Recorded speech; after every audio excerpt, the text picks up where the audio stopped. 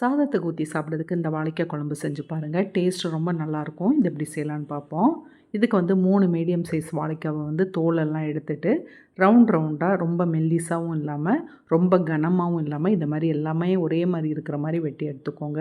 இதில் கொஞ்சமாக உப்பு சேர்த்துடலாம், மஞ்சப்பொடி கொஞ்சம், மிளகாத்தூள் கொஞ்சம் அதை சேர்த்துட்டு இதை நல்லா கையை வச்சு நல்லா பிசைஞ்சு விட்டுருங்க.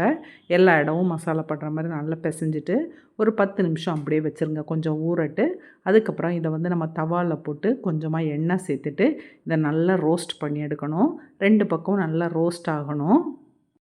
வாழைக்காய் ரோஸ்ட் ஆகிட்டு இருக்க டைமில் நம்ம வந்து இதுக்கு வந்து மசாலா அரைச்சிடலாம். மிக்ஸி ஜாரில் ஒரு அரை முடி தேங்காய் துருவல் சேர்த்துக்கோங்க. இதுக்கு கூட 1 டீஸ்பூன் வந்து சோம்பு சேர்த்துக்கோங்க. முந்திரி பருப்பு வந்து ஒரு 10 முந்திரி பருப்பை வந்து தண்ணியில் வந்து ஒரு அரை மணி நேரம் ஊற வச்சுட்டு அதையும் இதில் சேர்த்துட்டு கொஞ்சமாக தண்ணி சேர்த்து இதை நல்லா பேஸ்ட்டாக அரைச்சி எடுத்துடலாம். இதே மாதிரி அரைச்சி வச்சுருங்க. வாழைக்காய் வந்து 2 பக்கம் நல்லா ரோஸ்ட் ஆகி வரணும்.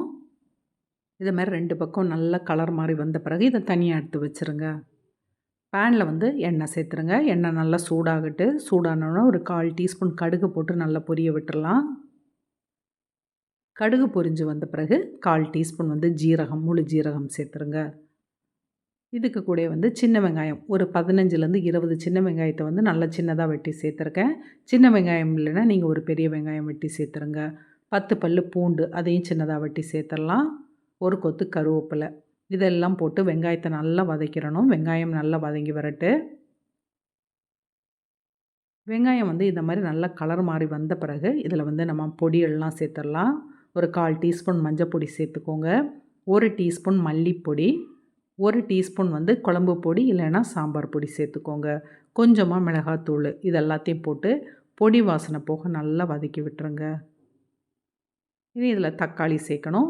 பெரிய தக்காளினா 1 சேர்த்துக்கோங்க, சின்னதுன்னா 2 சேர்த்துக்கோங்க. அதை நல்லா சின்னதாக வெட்டி போட்டுருங்க.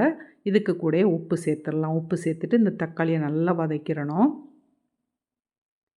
தக்காளி நல்லா வதங்கி வரணும். இந்த மாதிரி நல்லா வதங்கி வந்த பிறகு ஒரு சின்ன உருண்டை புளியை வந்து நல்லா ஊற வச்சுட்டு கரைச்சி சேர்த்துக்கோங்க.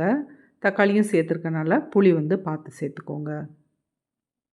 புளியை சேர்த்துட்டு ஒரு 2-3 நிமிஷம் வந்து நல்லா கொதிக்க விட்டுடலாம். இதே மாதிரி நல்லா கொதித்து வந்த பிறகு நம்ம தேங்காய் அரைச்சி வச்சுருக்கோம் பார்த்திங்களா, அது இதில் சேர்த்துடலாம்.